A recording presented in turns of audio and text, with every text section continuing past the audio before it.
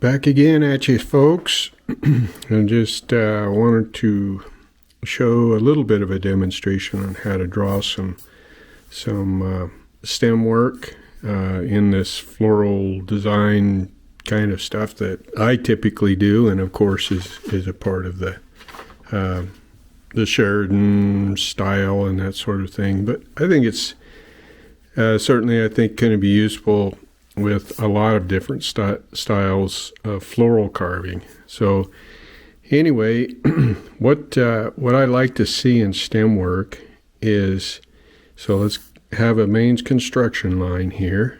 That's what we're going to respect. Remember the harmony that we want to build out from here.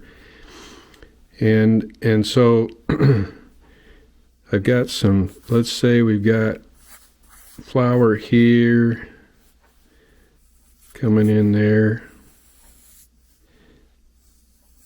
and maybe a scroll coming in here.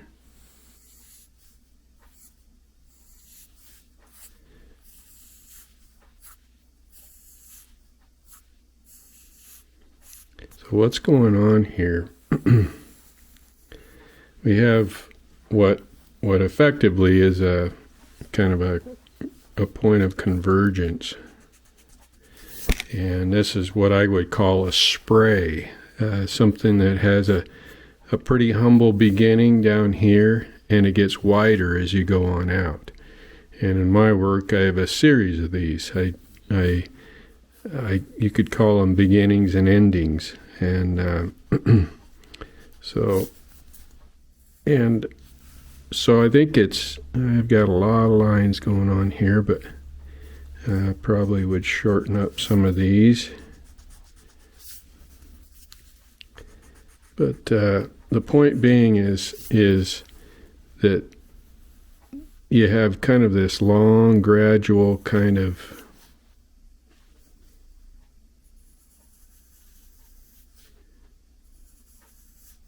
merging of these lines.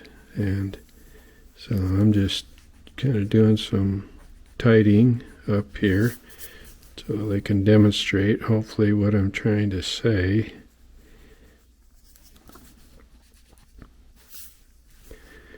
So a lot of lines going on there, and I've got some stem work going on some of my more recent work that kind of has a lot more stem work. Used to not like it too well, but I think if it's done properly, it works.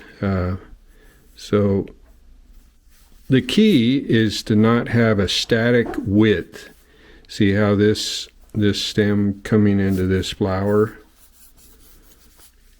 it's wider here, and it just continues to get smaller. Same way with this scroll. All of these lines are the width here, it gets smaller as we go. Width here, then it gets smaller as we go. Oftentimes what I see when I critique work and so on is I'll see something wide gets narrow and then gets wide again. Or sometimes I see stems that just are static, where the width doesn't vary. And that, to me, is a kind of a showstopper.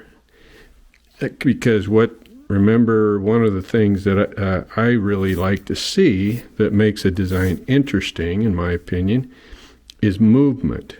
There's a lot of movement right here.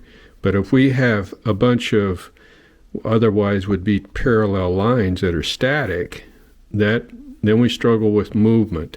We get movement when we get this spray, when we get a small beginning and then it gets dramatic. And that's really a lot of what works for a scroll itself. You got this kind of drama, this movement, this big, bold